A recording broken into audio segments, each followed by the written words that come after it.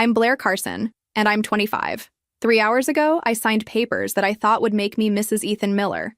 Now I'm standing in our honeymoon suite, staring at my reflection in the bathroom mirror, wondering why my brand new husband just corrected me in front of 150 wedding guests, like I was a child who couldn't read properly. Where are you watching from today? Drop your location in the comments below and hit that like and subscribe button if you've ever felt completely humiliated on what was supposed to be the best day of your life. You'll definitely want to stick around for what happened next. The thing is, I should have seen this coming. Ethan Miller had been making little jokes at my expense for 3 years. Small things, you know, like when I'd suggest a restaurant and he'd laugh and say, "Blair's always picking places that are a little ambitious for her budget."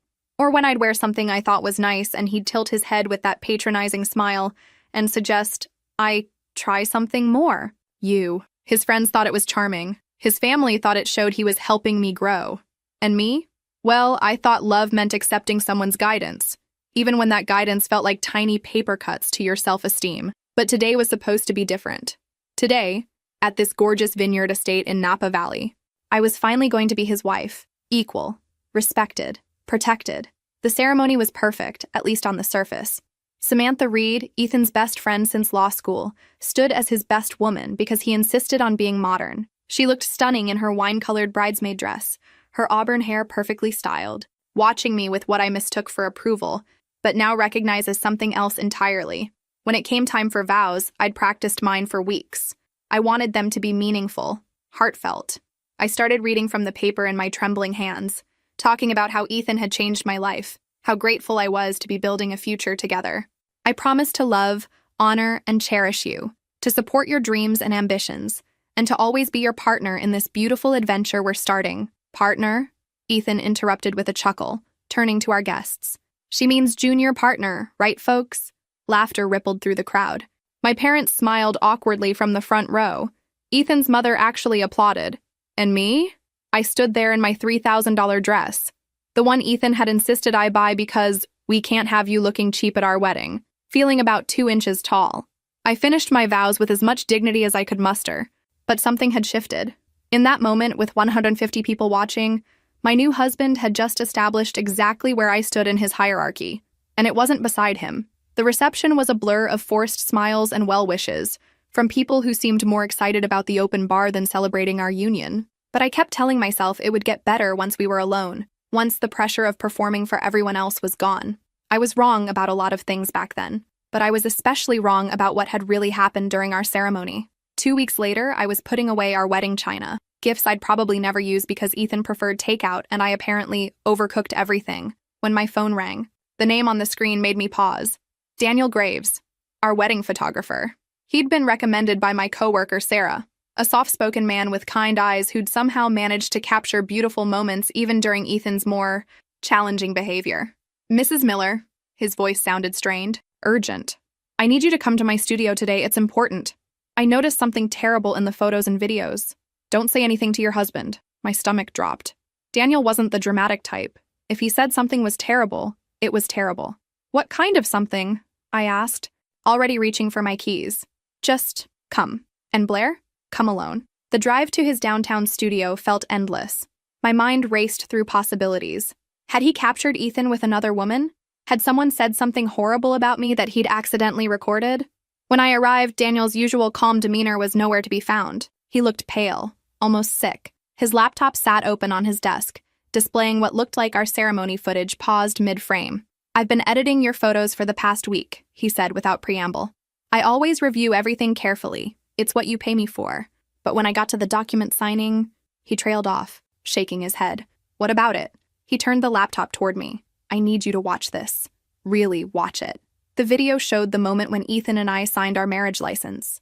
There I was, distracted, chatting with the officiant about the beautiful ceremony. My bouquet was in one hand and I'd set down my purse to sign the papers. Then I saw her, Samantha. She approached, ostensibly to fix my bouquet, her smile bright and helpful. But Daniel had caught something no one else had noticed. With movements that looked rehearsed, practiced, she'd picked up the folder containing our marriage documents and smoothly replaced it with another folder, identical in appearance. Ethan signed first, his signature confident and quick. Then Samantha pushed the original folder back to me, and I signed with a huge smile on my face, completely oblivious. I watched the video 3 times before the reality hit me. Those aren't the marriage papers I signed. No, Daniel said quietly. They're not. My hands started shaking. Did you see what was in the other folder? I tried to get a clear shot, but he zoomed in on the frame. The image was grainy, but I could make out partial text and what looked like an official reference number in the corner of the document. I can see its official letterhead, but I can't read the content clearly. I stared at the screen, my mind reeling. This was planned, coordinated. While I'd been worried about my vows being perfect and whether my dress looked right, my new husband and his best friend had been orchestrating some kind of document swap. Daniel, I whispered. What could they have had me sign? His expression was grim. I don't know, but whatever it was, they didn't want you to read it first. The room felt like it was spinning. Everything about my wedding day suddenly took on a sinister cast. Samantha's helpful suggestions about the ceremony timeline. Ethan's insistence that we keep the paperwork simple and quick. Even his joke about me being the junior partner. Had that been a hint about what was really happening? I sat in Daniel's studio for an hour, watching the footage over and over, memorizing every detail. When I finally left, I had a flash drive with the evidence and a growing certainty that my marriage was built on something much darker than I'd ever imagined. That night, I lay awake next to Ethan, listening to him breathe, wondering what kind of person I just legally bound myself to. And more importantly, what had I unknowingly agreed to? The next morning, I told Ethan I had a dentist appointment and drove straight to the law office of Margaret Chen, a document fraud specialist I'd found online. If you've ever had to research what to do when someone tricks you into signing papers, you'll know it's not exactly a Google search you want to be making about your own wedding. Margaret was a sharp-eyed woman in her 50s who examined the footage with the intensity of someone defusing a bomb. She enhanced images, adjusted contrast, and worked with that partial reference number for over an hour. I can track this down, she said finally. Insurance companies and legal document services use reference numbers that can be searched in industry databases. Even with partial data, I might be able to access the original document. Have you ever experienced that moment when you know your life is about to change forever but you can't stop it from happening? That was me, sitting in that leather chair, watching Margaret work on her computer. 20 minutes later, she turned the screen toward me. Life insurance policy, insured Blair Carson. Beneficiary, Ethan Miller. Coverage amount, $2.5 million. The room went silent except for the hum of the air conditioning and the sound of my world falling apart. This policy was created 3 weeks before your wedding, Margaret continued, her voice carefully neutral. The signature on file matches what you signed that day, but Blair, you never applied for this policy. You never agreed to this coverage. You never named Ethan as your beneficiary. I couldn't speak. Couldn't breathe. It gets worse, she said gently. I ran a check on the marriage license filing. The legal marriage exists, but it was processed using falsified supporting documents. The real marriage paperwork was never filed properly. They substituted fraudulent forms to make the insurance application appear legitimate. The implications hit me like a freight train. Ethan had married me, but he'd built our entire legal union on a foundation of lies designed to make me sign a life insurance policy worth $2.5 million. A policy that would pay out to him if something happened to me. Margaret, I finally managed. What does this mean? She closed the laptop and leaned forward. Blair, this isn't just fraud. This suggests premeditation for something much worse. People don't take out secret life insurance policies on their spouses for sentimental reasons. I sat in my car in the parking garage for an hour, staring at the evidence Margaret had compiled. Photos of the document swap, the reconstructed insurance paperwork, a preliminary report showing fraudulent documents in our marriage filing. My phone buzzed with a text from Ethan. How was the dentist? Hope they didn't find any cavities in that sweet smile of yours. 3 weeks ago, I would have thought that was romantic. Now it felt like a threat. I drove home slowly, my mind racing. When I walked through our front door, Ethan was in the kitchen making coffee, whistling some tune from our first dance. He looked up and smiled, the same charming smile that had won me over 3 years ago. There's my beautiful wife, he said, pulling me into a hug. I missed you. I hugged him back, forcing myself to act normal while my skin crawled. This man I'd loved, trusted, planned a future with, had never intended to build a life with me. He'd planned something else entirely. That night, I started my own investigation. If there's one thing I learned from watching crime shows with my mom growing up, it's that the best time to search someone's stuff is when they think you're completely unsuspecting. So while Ethan showered the next morning, humming his usual off-key tune, I went through everything. His laptop was password protected, but Ethan wasn't exactly a cybersecurity expert. I'd watched him type it enough times to notice the pattern. It was Samantha Reed. because apparently even his computer knew who was really important in his life. I'd always thought their friendship was intense, but now I wondered if there was more to it. I found what I was looking for in his email drafts. Phase 1 complete. She signed everything without reading a word. Policy is active. Phase 2 depends on timing. Thinking 6 months minimum to avoid suspicion. Accident during hiking trip? You always said Lookout Point Trail gets dangerous in winter. Your cut is 40% as agreed. The email was addressed to Samantha, dated 2 days after our wedding. My hands were shaking so hard I almost dropped the laptop. Lookout Point was Ethan's favorite hiking spot, a trail with steep cliffs about an hour outside the city. He'd been trying to convince me to go with him for weeks, saying we needed to start building our adventure memories. And Samantha was getting paid for this, 40% of $2.5 million. No wonder she'd been so helpful with our wedding planning. I screenshotted everything and sent it to my own email, then kept searching. In his browser history, how long after marriage does life insurance pay out? Spousal death benefits, tax implications, hiking accident statistics, California. In his phone, which he'd left charging on the nightstand, months of text conversations with Samantha, planning every detail of our wedding, not the flowers and music, but the document swap, the fake supporting paperwork, even a backup plan in case I got suspicious. The shower was still running, so I kept digging. Bank statements showed massive debt I'd never known about. Credit cards maxed out. A business loan for some startup that had failed spectacularly. And then, in a folder marked insurance, I found the most damning evidence yet. Multiple life insurance quotes on me, different companies, different amounts, all requested in the months leading up to our wedding. The amounts progressed upward. $500K, $1 million, finally settling on $2.5 million. Like he'd been shopping for the best return on investment. On my life. I was sitting there, staring at documents that proved my husband saw me as a commodity, when I heard the water shut off. I quickly closed everything and slipped back into bed, pulling the covers up to my chin and pretending to sleep. Ethan emerged from the bathroom whistling, completely relaxed.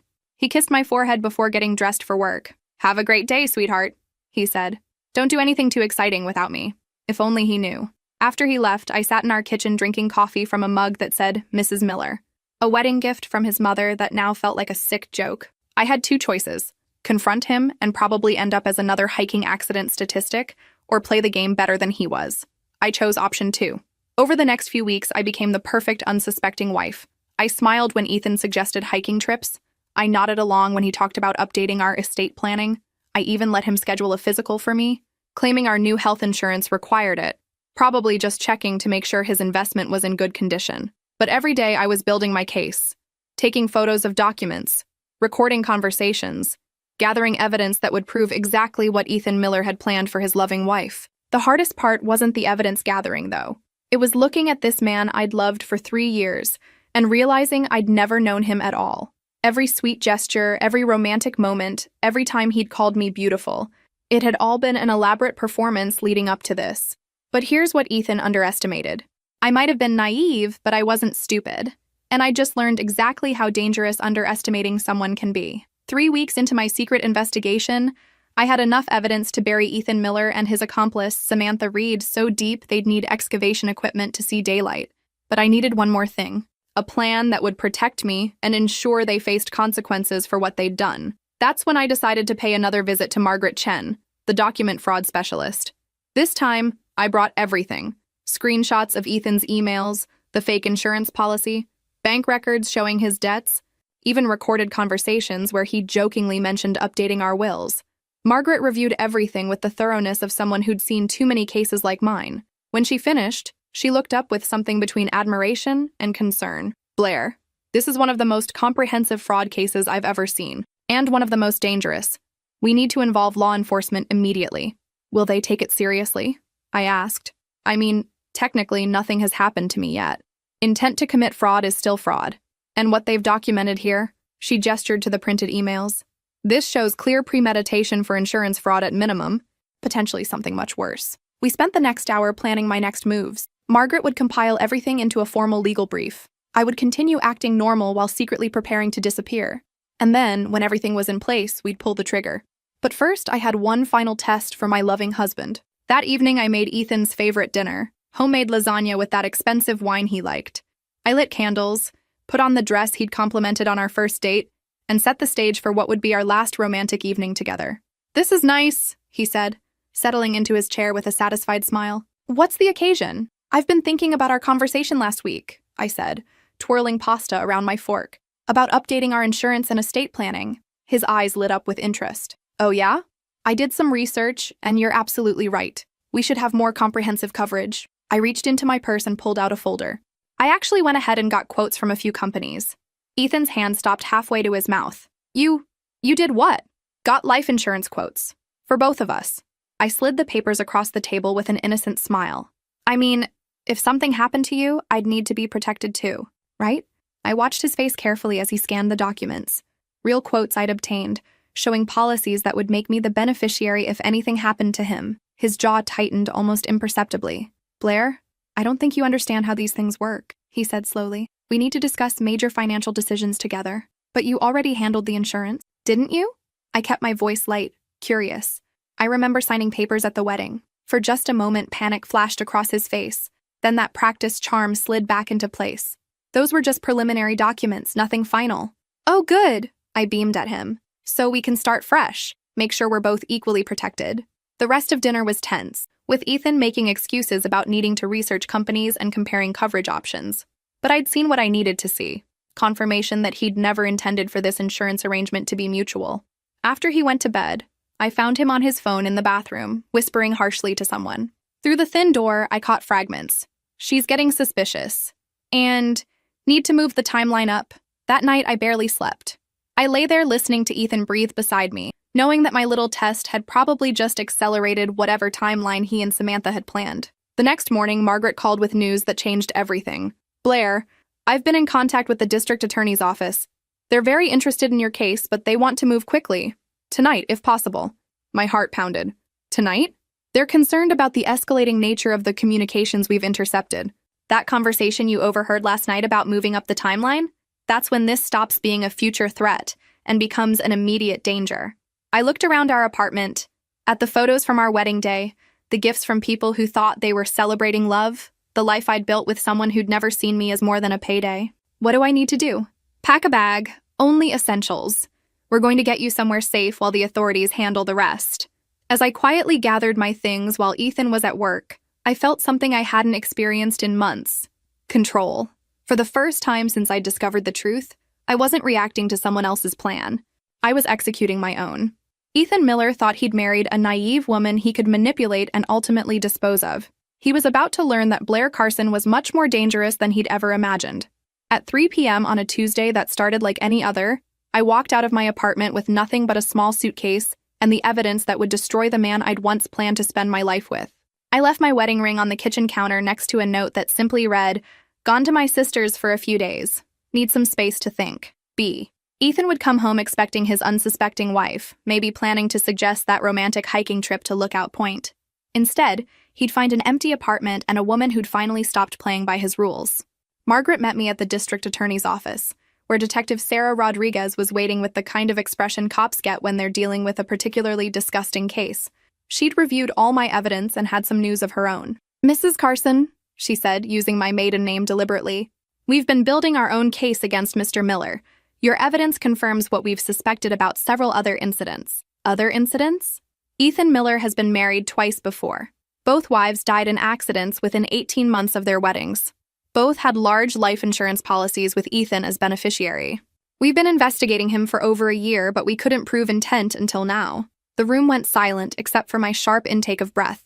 This wasn't Ethan's first time playing this game. I was just his latest target. "The insurance company flagged the policy you unknowingly signed," Detective Rodriguez continued. "Companies get suspicious when someone keeps taking out large policies on spouses who die young, but we needed proof of fraud in the application process. Your video evidence of the document swap is exactly what we needed." I thought about those other women who'd probably loved Ethan the way I had, who'd trusted him the way I had, women who'd never gotten the chance to discover the truth about the man they'd married. What happens now? Now we arrest Mr. Miller and Ms. Reed. The charges include conspiracy to commit fraud, identity theft, and conspiracy to commit murder. With your evidence and our ongoing investigation, we have enough to put them away for a very long time. The arrest happened at 6:30 p.m., just as Ethan was walking into our apartment building. I watched from an unmarked police car across the street as Detective Rodriguez and her team took him into custody. Through the car window, I could see his face change from confusion to shock to something like terror as they read him his rights. Samantha was arrested simultaneously at her law office downtown. Turns out she'd been the mastermind behind the document fraud. Her legal expertise made the whole operation possible. She'd helped Ethan target women, plan their deaths, and collect the insurance money. A real partnership. Just not the kind I'd imagined when I thought they were just close friends. 2 days later, I was sitting in a coffee shop near the courthouse when Margaret called with an update.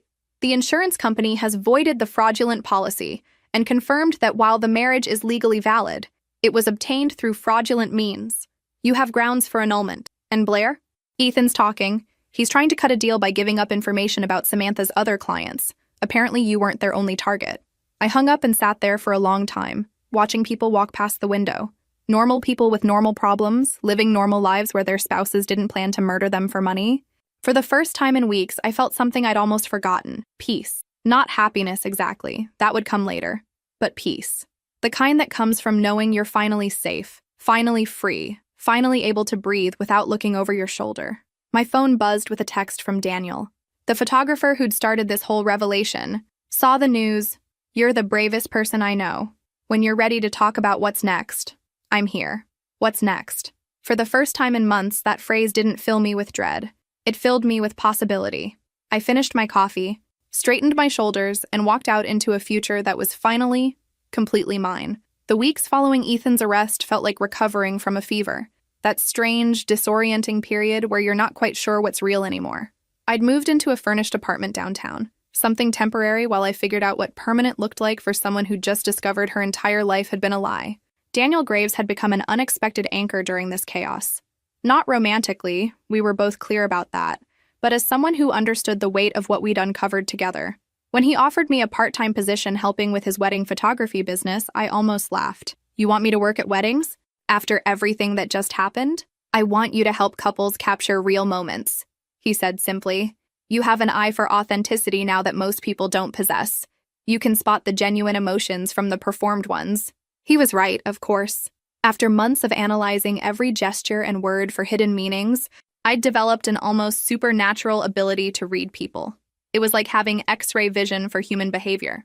My first wedding as Daniel's assistant was a small ceremony in Golden Gate Park. As I watched the bride and groom exchange vows, I found myself cataloging their micro-expressions, their body language, the way they looked at each other when they thought no one was watching. These people were the real deal.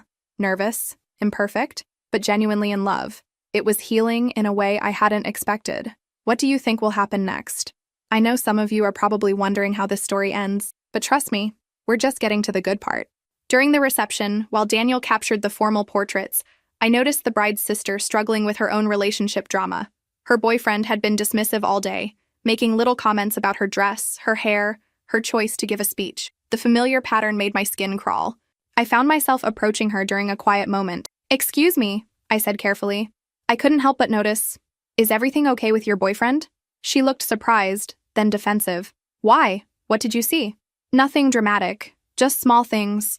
Comments that seem designed to make you feel smaller." Her face crumpled slightly. "He says I'm too sensitive, that I overreact to everything." I handed her my card, not for Daniel's photography business, but something new I'd been working on. "If you ever want to talk to someone who understands what that feels like, call me." That conversation planted a seed that would grow into something I never could have imagined. Over the next few months, word spread quietly through networks of women who'd attended weddings where I'd worked. I became known as someone who could spot the red flags, someone who'd been through something terrible and come out stronger. Women started reaching out, not just about abusive relationships, but about all kinds of situations where they felt manipulated, gaslighted, or trapped. I wasn't a licensed therapist, but I was something else, a survivor who'd learned to see clearly. And apparently, that was exactly what some people needed. The irony wasn't lost on me. Ethan had tried to destroy my life, but in the process, he'd given me skills that allowed me to help protect other women from men exactly like him. Every red flag I identified, every manipulation tactic I recognized, every woman I helped see her situation clearly, it felt like turning poison into medicine. Daniel and I developed an unofficial system. During wedding consultations, if he noticed concerning dynamics between couples, he'd suggest they speak with his relationship consultant, me. Sometimes it was minor issues that could be resolved with better communication. Sometimes it was women realizing they were about to marry someone who would never truly respect them. I always told them the same thing: trust your instincts. If something feels wrong, it probably is. And you deserve better than someone who makes you question your own reality. But my real transformation was just beginning. Because while I was helping other women recognize the warning signs, I was also building something else. A case against the entire system that had allowed Ethan and Samantha to operate for so long. The insurance company that had processed the fraudulent policy. They'd been cutting corners on verification procedures for years. The marriage licensing office that had accepted falsified supporting documents. They'd been understaffed and overwhelmed. The legal system that had failed to catch the pattern of Ethan's previous wives' deaths. There were gaps in communication between agencies that predators like him had learned to exploit. I started documenting everything. Not for revenge, I'd moved past that, but for prevention. If I could help close the loopholes that had made my nightmare possible, maybe other women wouldn't have to live through what I had. Margaret Chen became not just my lawyer, but my mentor in understanding how these systems worked and where they failed. She introduced me to other advocates, other survivors, other people who had dedicated their lives to preventing what had happened to me. "You have a choice, Blair," she said one afternoon as we reviewed my case files. "You can rebuild your old life, or you can build something entirely new, something that ensures what happened to you never happens to anyone else." The choice felt obvious. My old life had been built on someone else's lies. This new life, this was built on my own truth. But first, I had to face one more piece of my past that I'd been avoiding. 6 months after Ethan's arrest, I got a call I'd been dreading and anticipating in equal measure. Detective Rodriguez's voice was professional, but I could hear the satisfaction underneath. "Blair, the trial date has been set. We'll need your testimony, of course, but I wanted you to know we've built an airtight case. Ethan's previous wives, the insurance fraud, the conspiracy with Samantha Reed. He's looking at life in prison. Life in prison." I should have felt victorious, but instead, I felt oddly empty. Justice was important, but it couldn't give me back the 3 years I'd spent loving someone who'd never existed. What about Samantha? She's trying to negotiate a plea deal, claiming she was manipulated by Ethan, but the evidence shows she was the architect of most of the fraud schemes and was receiving substantial financial compensation. She's not getting any sympathy from the prosecution. After hanging up, I sat in my apartment, the real one I'd finally chosen.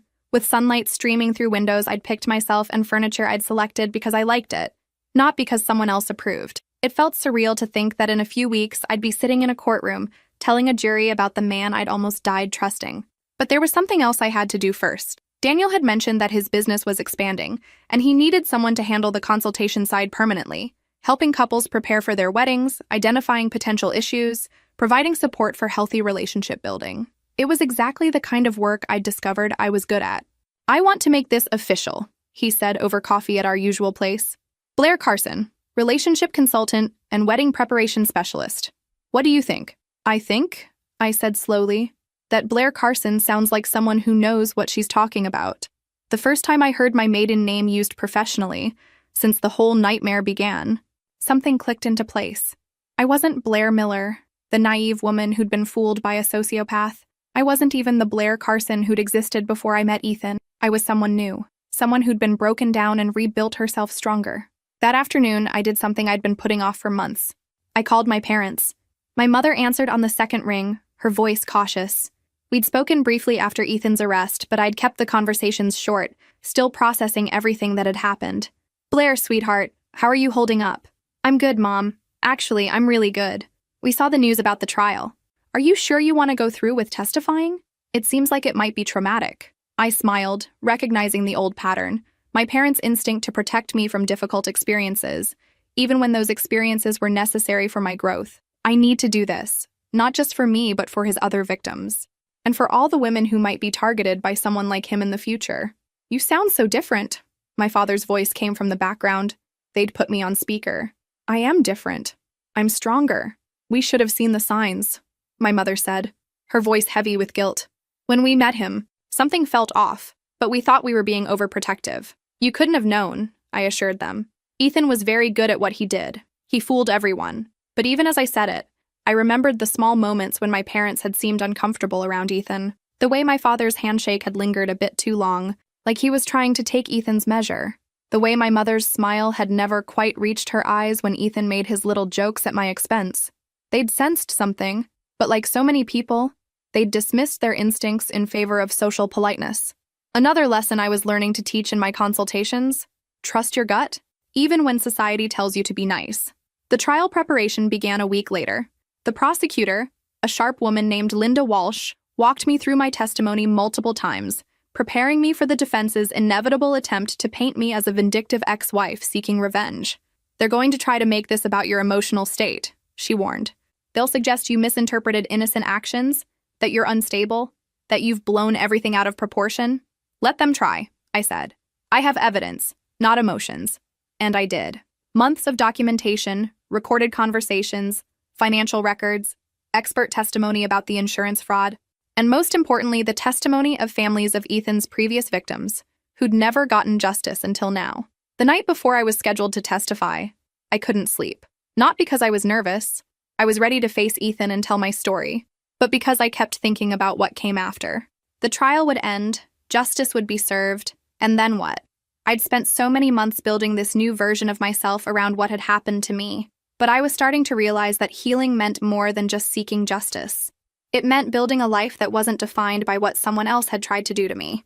I was ready to find out who Blair Carson could become when she stopped looking backward and started looking ahead. The next morning, I put on a navy blue suit that I'd bought specifically for this moment. Professional, confident, the kind of outfit worn by someone who knew her own worth. In the mirror, I saw a woman Ethan Miller had never met. Someone who couldn't be manipulated, diminished, or destroyed. He was about to learn exactly who I'd become. The courthouse was one of those imposing government buildings designed to remind people that justice is serious business. As I walked up the stone steps, photographers from local news stations took pictures, and reporters called out questions about my heroic story of survival. I kept my head high and my expression calm. Another skill I'd learned from this whole nightmare: how to control what people could see of your emotions. Inside, the courtroom was packed. I spotted Ethan's mother in the second row, looking frail and confused. Part of me felt sorry for her. She'd lost her son to his own choices and was only now learning who he really was. But mostly, I felt nothing toward her. She was part of a life that no longer had any claim on me. When they brought Ethan in, I was surprised by my own reaction. This man who'd dominated my thoughts and dreams for months looked ordinary, smaller somehow. Prison had dimmed that charismatic glow that had fooled so many people, including me. Sitting next to his lawyer in an ill-fitting suit, he looked like what he'd always been, a predator without his camouflage. He caught my eye once and tried to smile, that same charming expression he'd used to manipulate me for 3 years. I looked right through him like he was transparent, because in a way he was. I could see every lie he'd told, every manipulation he'd used, every moment when he'd chosen to see me as prey instead of a person. Linda Walsh called me to the witness stand, and I took the oath feeling something I'd never experienced before: complete certainty in my own truth. For years, Ethan had made me doubt my perceptions, question my memories, second-guess my instincts. Those days were over. "Ms. Carson," Linda began, "please tell the court how you met the defendant." I told my story calmly, methodically, starting with our college meeting and ending with the moment I'd walked out of our apartment with evidence of his crimes. The jury listened intently as I described the gradual erosion of my self-confidence, the pattern of small humiliations, the way Ethan had positioned himself as my protector while secretly planning my destruction. When I got to the wedding day document swap, several jurors leaned forward. I described watching Daniel's footage, realizing I'd been manipulated, discovering the fraudulent insurance policy. One older woman on the jury shook her head in disgust when I explained how Ethan had researched hiking accidents while planning our romantic trips. "Ms. Carson," Linda said, "did you suspect that Mr. Miller had harmed other women?" "Not initially. But when Detective Rodriguez told me about his previous wives, everything made sense.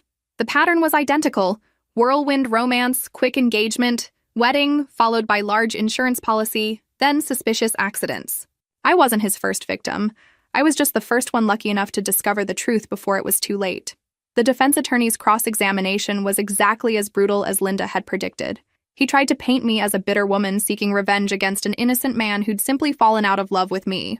He suggested I'd fabricated evidence, misinterpreted innocent actions, and convinced myself of a conspiracy that didn't exist. I answered every question with calm precision, referring to documentation, timestamps on digital evidence, expert testimony about the insurance fraud. When he suggested I was mentally unstable, I smiled slightly. "Sir, if discovering that someone has taken out a secret life insurance policy on you and researched ways to kill you is a sign of mental instability, then I suppose I'm guilty as charged. But most people would call that pattern recognition. The gallery laughed, and even the judge smiled slightly. The defense attorney moved on quickly.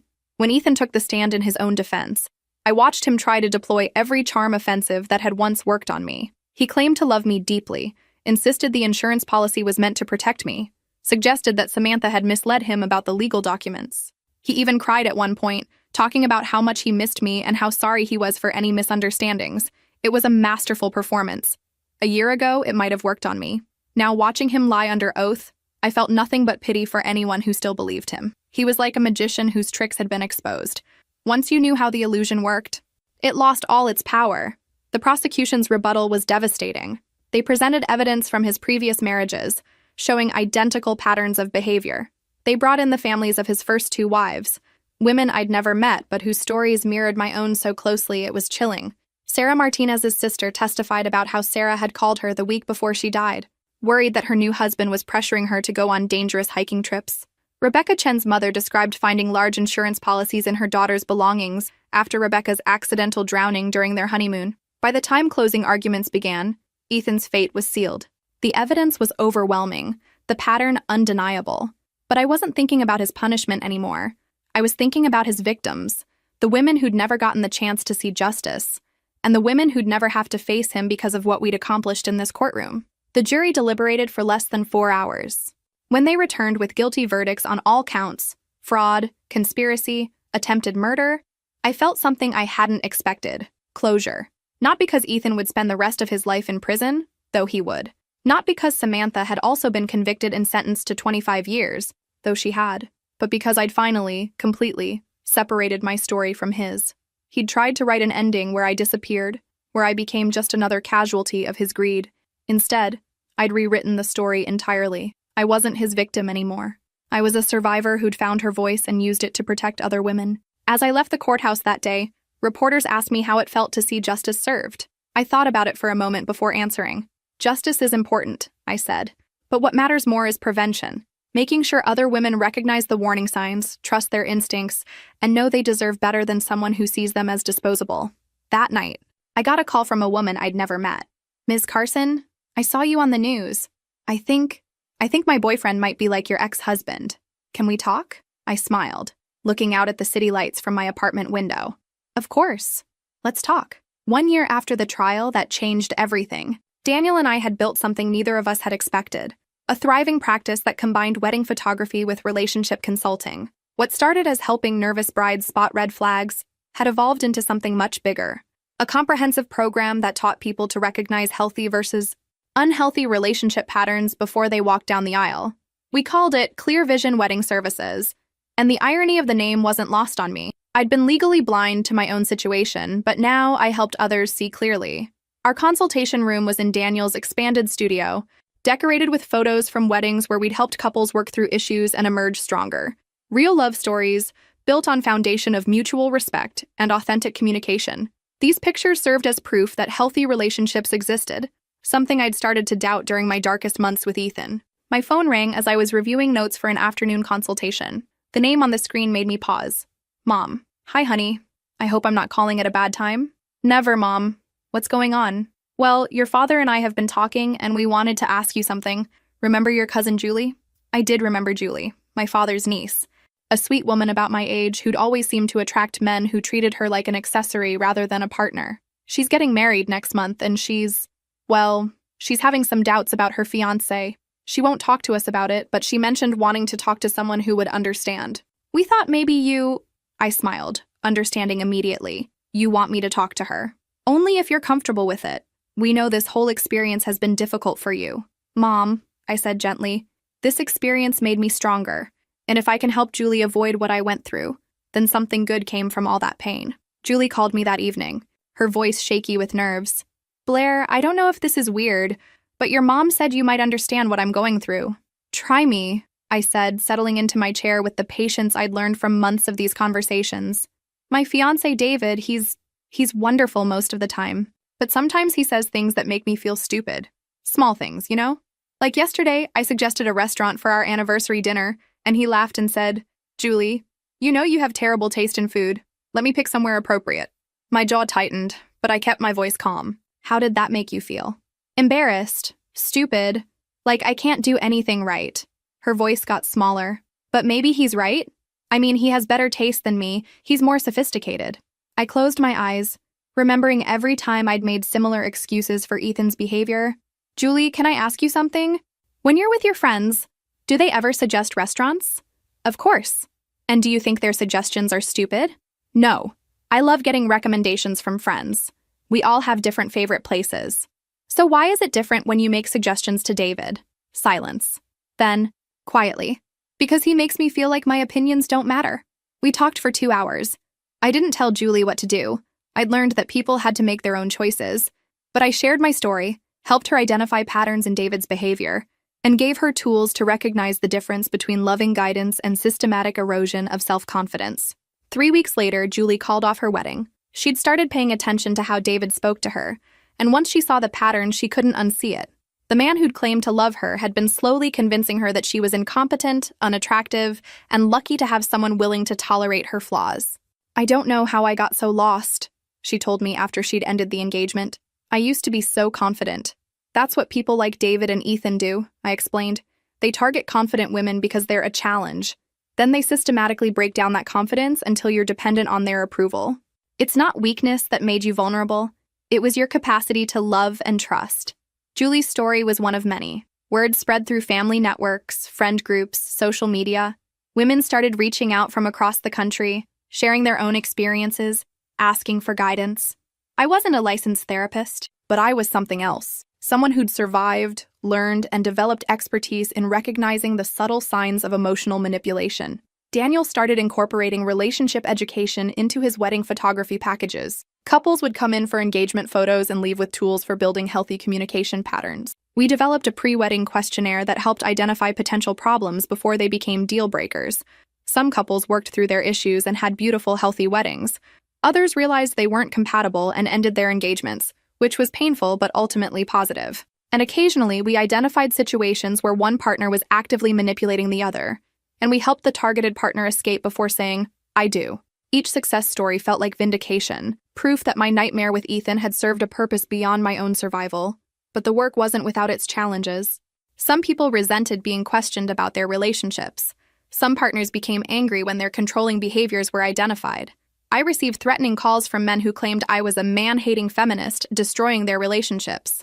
I learned to screen clients carefully, document threats, and prioritize my own safety. The trauma from Ethan had given me useful paranoia. I was hyper-aware of potential dangers and quick to establish protective boundaries. On the first anniversary of my testimony, Linda Walsh, the prosecutor, invited me to lunch. "Blair, I wanted you to know your case has become a training example for prosecutors across the state. We're seeing more insurance fraud cases being investigated because of the precedent your case set." "That's wonderful," I said, meaning it. "Have there been other arrests?" "Several. And more importantly, insurance companies have implemented better verification procedures. The loophole that Ethan exploited has been largely closed." As we finished our meal, Linda grew serious. "I have a proposition for you. The State Attorney General's office is developing a victim advocacy program. They need someone with your experience and expertise to help train law enforcement in recognizing these types of crimes. Interested?" I thought about it for a moment, imagining myself in courtrooms and police stations, teaching others to see the patterns I'd learned to recognize. "Yes," I said without hesitation. "I'm very interested." Walking home that afternoon, I reflected on the strange turns my life had taken. A year ago, I'd been a naive woman who'd nearly died for trusting the wrong person. Now I was building a career around protecting other women from similar fates. Ethan had tried to erase me, but instead, he'd accidentally created someone much more powerful than the woman he'd targeted. Someone who couldn't be silenced, manipulated, or destroyed. The irony was perfect. 2 years after the trial that changed everything, I stood in front of a room full of law enforcement officers, teaching them to recognize the signs I'd missed in my own relationship. The irony wasn't lost on me. The woman who'd been so blind to her own danger had become someone whose clarity could save others. Economic control is often the first red flag, I explained to the group of detectives and victim advocates. It starts subtle: criticism of spending habits, insistence on managing finances for your own good, limiting access to bank accounts. By the time the victim realizes what's happening, they're often financially dependent on their abuser. A detective in the front row raised her hand. What about cases where the financial abuse is more sophisticated? Like the insurance fraud in your case? That's the next level, I said, clicking to the next slide.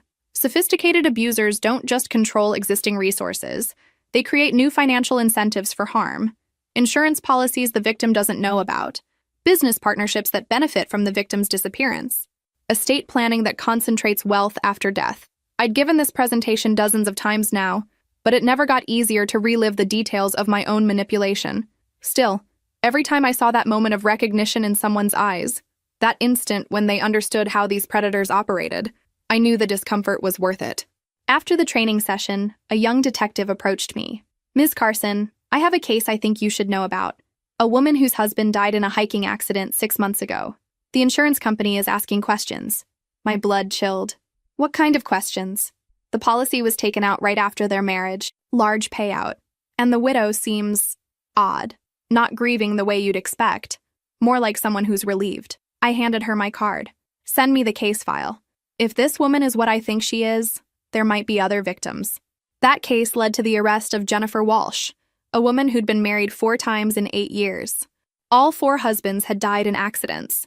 All had large life insurance policies. Jennifer was the female version of Ethan, a predator who used marriage as a weapon. Her arrest made national news, and suddenly I was fielding interview requests from major networks.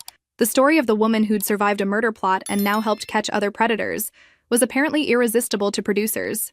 I did select interviews, always focusing on education over sensationalism. I wanted people to learn to protect themselves, not just be entertained by my trauma. During one TV appearance, the host asked me a question I'd been avoiding. Blair, have you considered dating again? After everything you've been through? Can you trust someone new? I paused, thinking about Marcus, the FBI consultant I'd been working with on several cases. He was kind, intelligent, and had shown nothing but respect for my boundaries and expertise. We'd had coffee a few times, and I'd found myself actually enjoying male company again. Trust isn't something you give all at once, I said finally. It's something you build gradually, with someone who proves through consistent actions that they're worthy of it. My experience taught me to pay attention to patterns of behavior, not just words or intentions. What I didn't say was that Marcus had spent months proving his trustworthiness in small ways. He asked for my opinion on cases and actually listened to my answers. He never interrupted or dismissed my insights. When I mentioned feeling uncomfortable in certain situations, he didn't question my instincts. He helped create solutions. These might seem like basic requirements for human interaction, but after Ethan, I'd learned that many men struggled with these fundamentals. After the TV interview, I drove to my new office, a space I'd rented to handle my growing consulting practice. The walls were covered with thank you letters from women I'd helped, photos from healthy weddings where Daniel and I had provided guidance, and certificates from law enforcement agencies where I'd conducted training. My assistant, Rebecca, greeted me with a stack of messages. 3 new consultation requests, 2 speaking engagements, and Marcus called. He said the Jennifer Walsh case broke open. They found evidence of 2 more victims. I felt the familiar mixture of satisfaction and sorrow that came with each successful case. Justice for the victims, but also confirmation that predators like Ethan and Jennifer were more common than anyone wanted to acknowledge. My phone buzzed with a text from Daniel. New client consultation at 3 p.m. Bride seems nervous about fiancé's family. Want to sit in? I checked my calendar and confirmed. These family dynamic cases were often the most complex, situations where loving partners were undermined by toxic relatives who saw the new spouse as a threat to their control. The bride, Amanda, arrived looking exhausted. She was marrying into a wealthy family that had made it clear she wasn't good enough for their son. The mother-in-law constantly criticized her appearance, education, and background. The siblings excluded her from family events. The fiancé loved her but struggled to stand up to his family's pressure. I feel like I'm fighting a war I can't win, Amanda confessed. They're never going to accept me. The question isn't whether they'll accept you, I said gently. The question is whether your fiancé will choose you or them when he's forced to pick. We worked with Amanda and her fiancé for several sessions, helping him understand how his family's behavior was affecting the woman he claimed to love. Some family members came around when confronted with clear boundaries. Others revealed their true colors and were excluded from the wedding. The marriage went forward, but with both partners understanding the dynamics they'd need to manage long-term. Not every story had a fairy tale ending, but most had better endings than they would have without intervention. That evening, Marcus called to update me on the Jennifer Walsh case. We found evidence of 3 more husbands, he said. Going back 12 years, this woman was a serial killer who used the legal system to cover her crimes. How many more are out there? I asked, though I wasn't sure I wanted to know the answer. Too many. But Blair, because of your work, your case, your training programs, your advocacy, we're catching them faster. Insurance companies are flagging suspicious policies. Law enforcement is looking for patterns they use to miss. You've changed how these crimes are investigated. After we hung up, I sat in my apartment looking out at the city lights, thinking about the strange journey that had brought me here. 3 years ago, I'd been a naive woman planning a wedding to a man who intended to kill me. Now I was someone who helped protect other women from similar fates. The trauma would never completely disappear. There were still nights when I woke up checking the locks, still moments when unexpected sounds made my heart race. But I'd learned to channel that hypervigilance into something useful. My paranoia had become expertise. My survival had become purpose. Ethan Miller had tried to destroy me, but instead, he'd accidentally created the very person who would help ensure that predators like him faced justice. The poetic justice was almost perfect. Tomorrow, I would continue the work, teaching, consulting, investigating, helping other women see clearly what I'd been blind to for so long. But tonight, I allowed myself to feel something I'd thought I'd lost forever. Pride in who I'd become. 5 years after the night that changed everything, I stood in the conference room of the National Center for Victim Advocacy, addressing a room full of prosecutors, detectives, and social workers from across the country. The organization had invited me to speak at their annual conference about recognizing sophisticated fraud schemes targeting intimate partners. Behind me on the screen was a chart showing the dramatic increase in insurance fraud prosecutions since my case became a training template. The statistics were impressive, but what mattered more were the faces. Photos of women who'd been saved because someone recognized the warning signs I'd helped them learn to see. Pattern recognition saved my life, I told the audience, but it took almost losing everything to develop that skill. Our goal is to teach people to see these patterns before they become victims. After my presentation, a young prosecutor approached me with a familiar expression, the look of someone who'd just realized their current case fit the profile I'd described. Ms. Carson, I have a situation back in Oregon. A woman whose husband died in a boating accident. Large insurance policy. The widow's behavior doesn't match what we'd expect. And there's another woman in town whose husband died in a similar accident 2 years ago. I handed her my card. Send me the details. If we're looking at what I think we are, those women need protection before they become statistics. This was my life now. Traveling, teaching, consulting on cases that reminded me why the work mattered. Each successful prosecution, each predator caught before they could claim another victim, felt like vindication for everything I'd endured. But the personal victories were just as meaningful. That morning, I'd received a wedding invitation from Julie, my cousin who'd called off her engagement to David. She'd met someone new, a man who celebrated her opinions instead of dismissing them, who supported her goals instead of undermining them. The invitation included a note. Thank you for helping me remember who I was before I let someone else define me. My phone buzzed with a text from Marcus. Dinner tonight to celebrate the Oregon breakthrough? Marcus and I had been together for 2 years now, a relationship built on the foundation I'd learned to require. Consistent respect, genuine partnership, and the kind of emotional safety I'd thought was mythical. He was patient with my hypervigilance, supportive of my work, and secure enough in himself not to feel threatened by my independence. More importantly, he understood that my past had given me skills he valued rather than damage he needed to fix. When I spotted manipulation tactics in his own family dynamics, he listened. When my trauma responses were triggered, he responded with compassion rather than frustration. I'd learned that healing didn't mean forgetting or pretending the past hadn't happened. It meant integrating those experiences into a stronger, wiser version of myself. That afternoon, I stopped by Daniel's studio for our monthly business meeting. What had started as his offer to let me help with difficult clients had grown into a full partnership.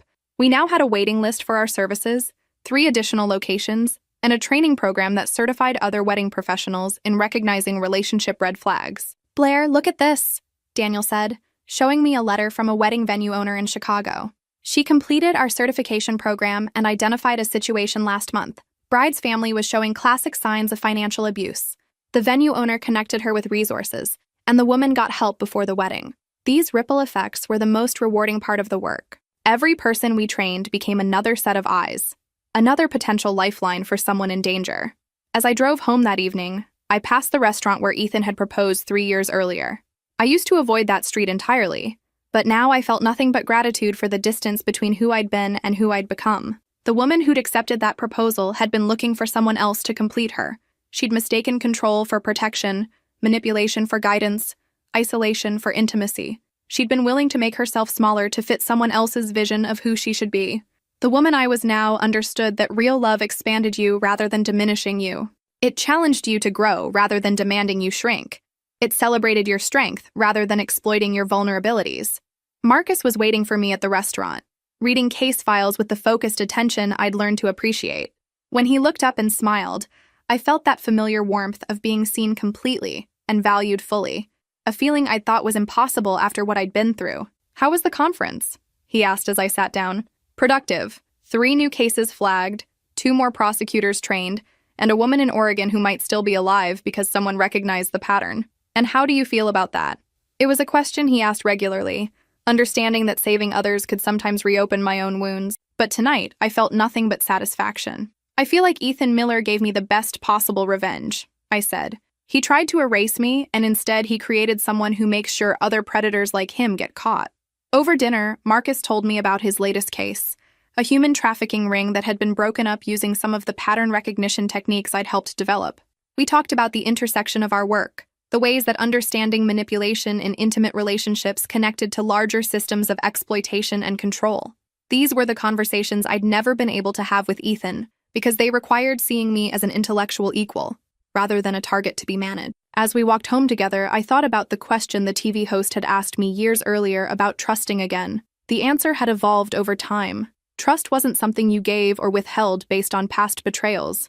It was something you built systematically, with someone who proved through consistent actions that they understood its value.